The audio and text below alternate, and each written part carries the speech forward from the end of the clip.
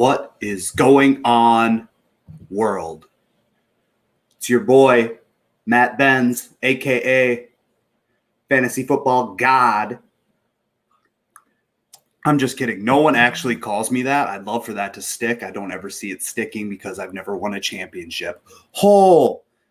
There goes all the viewers just right out the door. This dude is a buster. No, I'm a regular guy out here hunting for a ring, trying to put together a draft where I can win. I always either get fleeced by Mike Reeves, mostly. Most of the time it's Mike Reeves who just fleeces me in a trade. But that's life lessons, you know? I'm a walking, talking miracle. Made it through a lot of tough things in my life, right? Makes sense.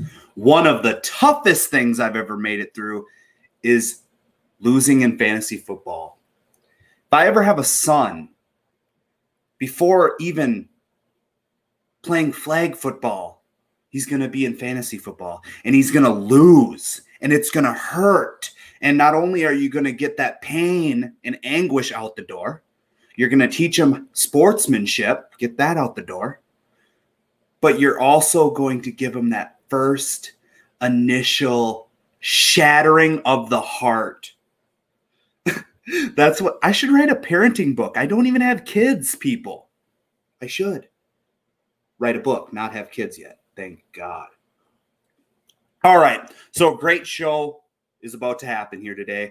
Once again, this is Matt Benz. You can like me and follow me all over social media, but mostly on Twitter because that's where it's at. And it is at Twist Benz. But also go ahead and check out the Twist Empire. Check that out, www.twistsportstalk.com. You can also like us on Facebook, Instagram, Twitter as well. But this is Benzy's Bit, and you are probably listening to me either live on Twist, you're listening to it live on RTF Sports Network, which hosts a bunch of amazing shows because I'm on it.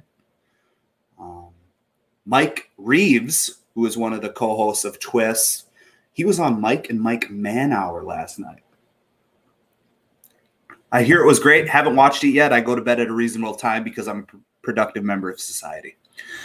All right, so I'm going to get into some breakdowns today. Not myself mentally, no, actual breakdowns. The first thing is going to be about fantasy football and bust candidates. So this week, it is not a top 10. It is just some guys that I feel you should watch out for. So I'm going to start that off, and I'm going to start it off with a whopper. Green Bay Greg, I hope you're watching. My first bust candidate is going to be who Green Bay Greg thinks is the best quarterback to ever play the game, and that is going to be Aaron Rodgers. Now, let's get this through all the listeners' and viewers' heads. This is not a bust necessarily that your team is not going to win a game this season. This is a bust candidate for fantasy football.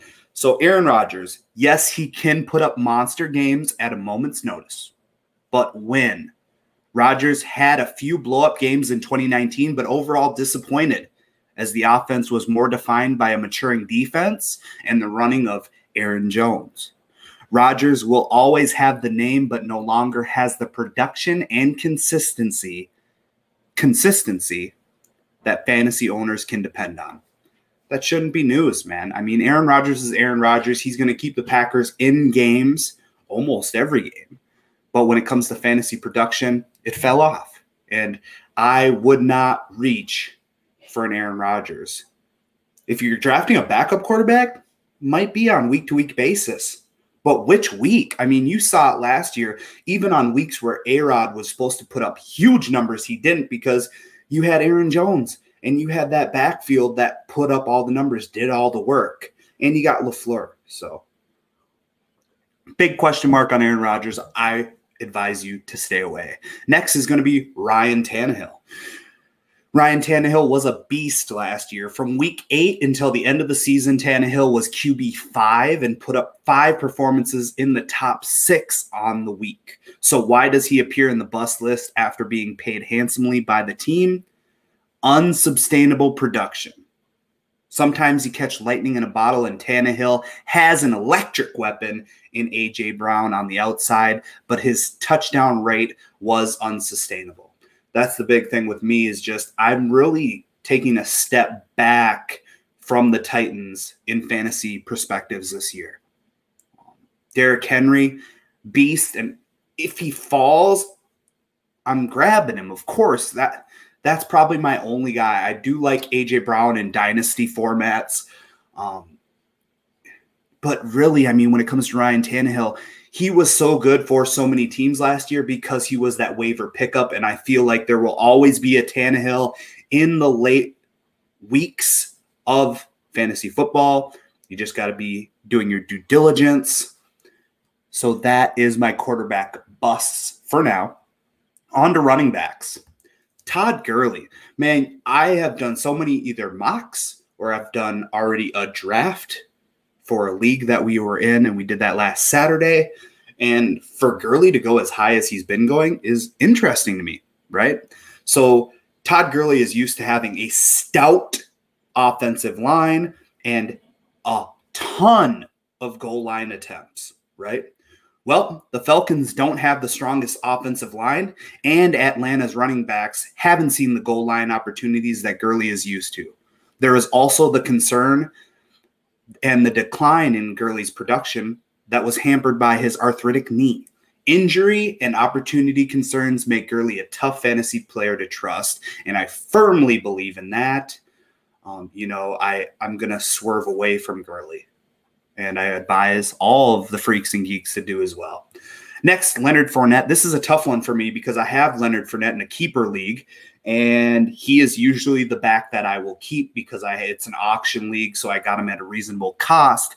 But this year, it's just smoke and mirrors. It's almost like I want to keep him to trade him before the season starts because of this statistics. These statistics. There you go. Having never surpassed 36 receptions in a season, he put up a staggering 76 catches in a true last man standing situation in Jacksonville. Fournette is talented, but not a natural pass catcher, and the Jags brought in a pass-catching aficionado, Chris Thompson, to join the newly minted Jay Gruden Jags. Fournette trade rumors abound, and even if he's not moved, this will be his final season in Jacksonville. I strongly suggest to pull away. I feel like last year was an aberration. I did have him on my team. That's the only reason why I got the few W's that I did in that auction league, which is a super tough league, and that breaks my heart every year. But that's all right. New year, new me. So get excited. Leonard Fournette, you are not getting kept by me this year. If any of you other guys have your eye on him, just, prove me wrong. Let's get into a wide receiver that I feel is a huge bust candidate, and I have a bunch of stats to break that down. Durf, who is with On and Off the Field, and Dylan on RTF Sports Network, loves the Buffalo Bills. Well, get excited. You have my number one wide receiver bust for his current ADP, and that is Stefan Diggs. Hands down, Diggs is probably one of the, if not the best route runner in the NFL. He's a great wide receiver. But let's get it through all the Buffalo fans' heads. Josh Allen is not Kirk Cousins when it comes to accuracy. When it comes to accuracy, he's not Kirk Cousins. Kirk Cousins' deep adjusted completion percentage last year was 47.8%, while Josh Allen was down at 28.4%. 62% of Diggs' deep passes were catchable. 39% of John Brown's were. And obviously John Brown was Josh Allen's deep threat last season. Diggs has always been hot or cold for fantasy, and adding in Josh Allen's inaccuracy isn't going to help that. That's the issue. Now, we're not saying that Josh Allen is trash. and he can't be developed into a solid quarterback. But I have a really big gut feeling that for Josh Allen to develop into that throwing, he's got a gun, but he's inaccurate, right? Can throw the ball as far as Uncle Rico, but he's inaccurate, okay? So I have a feeling it's really going to take a significant injury while he is rushing the ball for him to humble himself, settle down into the pocket, and work on that aspect of his game. Okay? So Steph Diggs, huge question mark this season, going way too high. Next, Austin Hooper. Tight end. Was a monster last year, was almost tight end number 1 for most of the fantasy season. But he's now at the Browns. The Browns have Odell, Jarvis Landry, and will run 2 tight end sets often under the new head coach, Kevin Stefanski, who was the offensive coordinator for my Minnesota Vikings last season. And that's meaning that the athletic and talented David Njoku, who requested to be traded in the offseason, but then pulled that back and said, I'm ready to go. I'm all in, Cleveland, right? So he's here to stay, or there to stay. Let's go with that. I wish he was here. That would have been sick.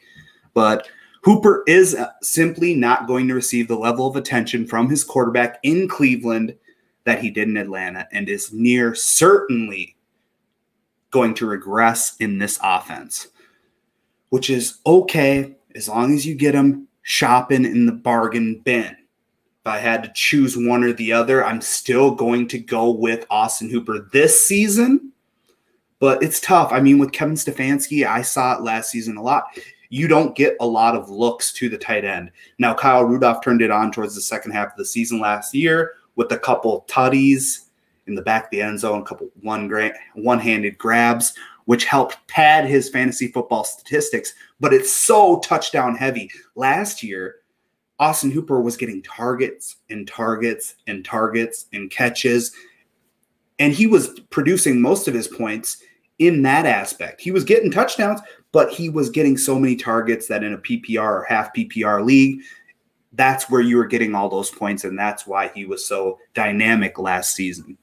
So I'm going to stay away from Austin Hooper, and that right there is going to be the breakdowns for you. All right, so moving on from that, we are going to go ahead and do some quick touch on the preseason power rankings, okay? So RTF Sports Network has a couple of us doing power rankings throughout the season. We're going to be appearing on, Mike and Mike Manhour on and off the field to do a little quick bits here and there. So once again, this is Benzy's preseason power rankings. Here we go. At number 1, I have the Kansas City Chiefs. It's no question mark there for me as of right now, since there haven't been any preseason games. There haven't been any significant injuries yet for their squad. They have quarterback Patty Mahomes, tight end Travis Kelce, and defensive tackle Chris Jones, who were all given extensions. The Chiefs added former LSU running back Clyde Edwards-Helaire in the first round of April's draft, which should add even more punch to an offense that already ranked 5th in scoring last season. At number 2, I have the New Orleans Saints. Who dat? I believe with this star-studded cast, as long as Drew can put together one final Breeze-like season, they will go to the NFC Championship. Number 3, San Francisco 49ers. They parted ways with wideout Emmanuel Sanders and defensive tackle DeForest Buckner via a trade, but they replaced them with rookie first-round draft picks Brandon Ayuk and Javon Kinlaw, respectively. Both players should be able to make early impacts, and of course, they locked down their number 1 receiving target in George Kittle for a long-term extension. So they come in at number 3. At number 4, I have the Baltimore Ravens. Baltimore added some notable pieces in the offseason. They traded for Calais Campbell, who should help improve a pass rush that produced just 37 sacks last season. They also drafted running back J.K. Dobbins, which should add an additional boost to the league's first-ranked rushing and number 1 scoring offense last season. At number 5, I have the Indianapolis Colts. I am very high on this team. I think the defense is packed with young talent and speed, and the offensive line should help Rivers get awfully comfortable in his new setting, which is exactly what a guy like Phillip Rivers needs. A comfy 3 to 5 step drop, the Cadillac of offensive lines, Indianapolis Colts. At number 6, the Tampa Bay Bucks. Is the hype real? Is it not? Brady should be better at taking care of the football than Jameis was last year. That should be obvious. Not hard to do when you throw 30 picks. And Brady should also be able to maximize the talents of guys like Mike Evans, Chris Godwin, O.J. Howard, and fellow offseason addition Rob Gronkowski. At number 7, I have the Pittsburgh Steelers. Big Ben missed 14 games last season. Juju missed 4 games. And Connor missed 6. Every team deals with injuries, but Pittsburgh had it particularly bad last season. The trio could help power an impressive offense, while the defense, which features 5 Pro Bowlers from 2019, ensures the offense doesn't have to score many points. Defense wins championships, right? Yeah, for the most part. Or Patty Mahomes. At number 8, Seattle Seahawks. Even if Pete Carroll insists upon taking the ball out of Wilson's hands and with the running game, Wilson will still do what it takes to win roughly 10 games. Simple as that. At number 9, Dallas Cowboys. It will be interesting to see if Mike McCarthy can bring a new energy to a Dallas team, because there's a strong case to be made that he's really not that different than his predecessor. It doesn't hurt that they added CeeDee Lamb, arguably the draft's best receiver. At number 10, the Green Bay Packers.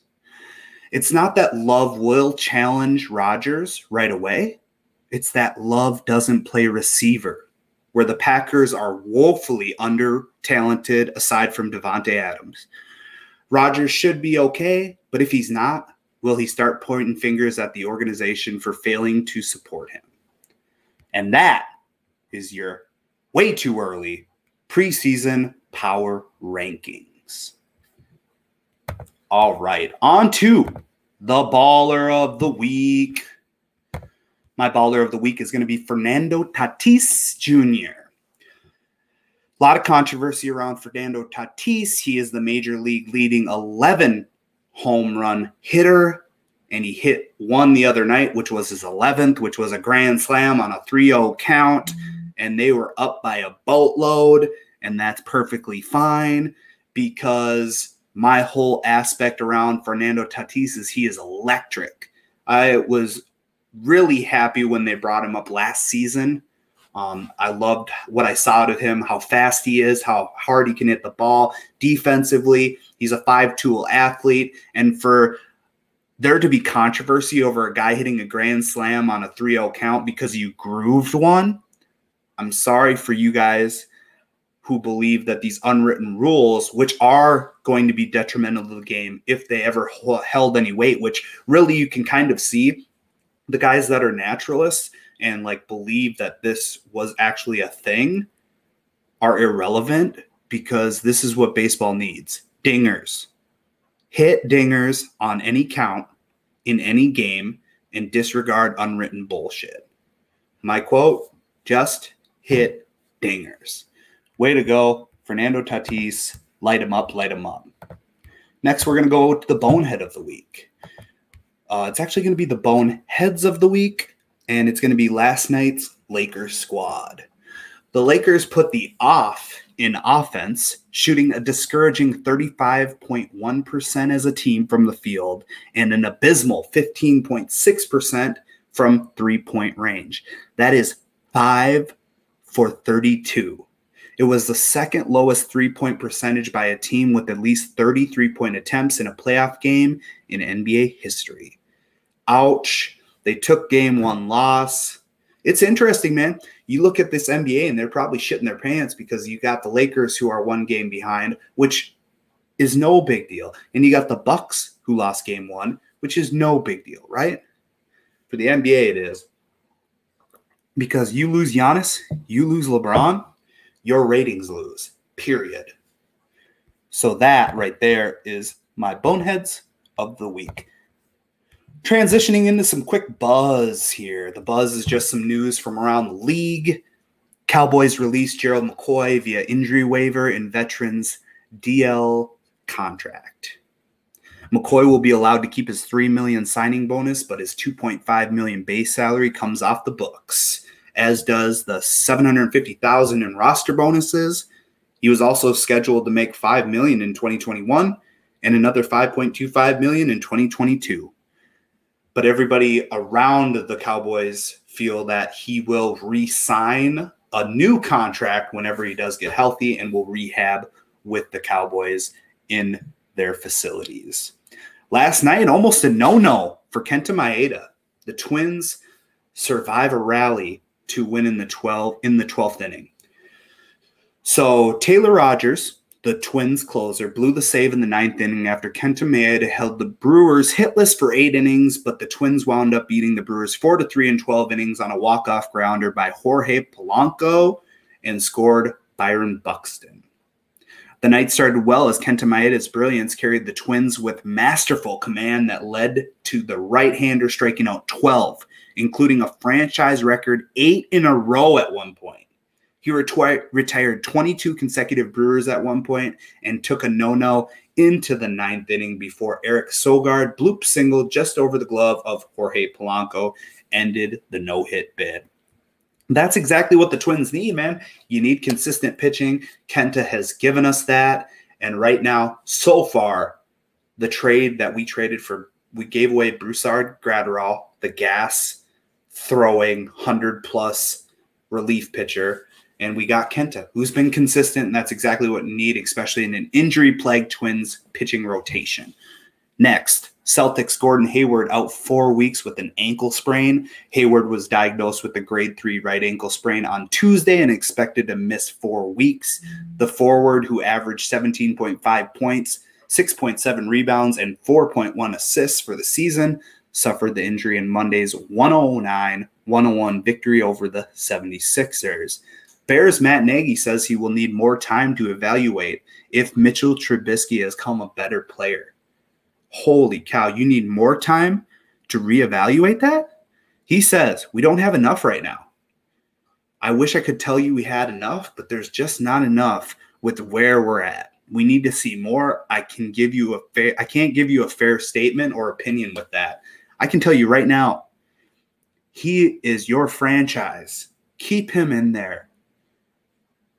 Just keep trusting Trubisky. Please, as a Vikings fan, please have faith in Trubisky. Even though we have trouble beating him, just please stay with Trubisky. Alabama coach Nick Saban thinks opt-outs would turn spring football into JV. I think one of the real consequences of this is if you're a junior or a senior and you have an NFL grade, are you going to play in the spring? Or is that going to become a sort of JV season with a lot of these juniors and seniors opting out? Very interesting take. I believe it would be like a junior varsity season. You're going to have a lot of people having to step up, but good for them. That's how you're going to see these dogs, man. You're going to see these guys rise. We had the Birdman on Twist this last weekend, and it is good. It's good for those guys. It sucks for us, but football is football, and I still think that they will still be able to play at a high level, and you'll see some bust-out stars that will get a chance to get a shot at the next level that maybe they wouldn't have gotten. The Crimson Tide opens its home schedule against Texas A&M on October 3rd. SEC conference teams are scheduled to play only 10 games starting on September 26th. So that's all I've got for you this week. Once again, I appreciate you all stopping in and watching, listening on either Twist on Facebook, RTF Sports Network. Just check it out, man. We're always here. We're putting in that grind, and we appreciate you all. God bless.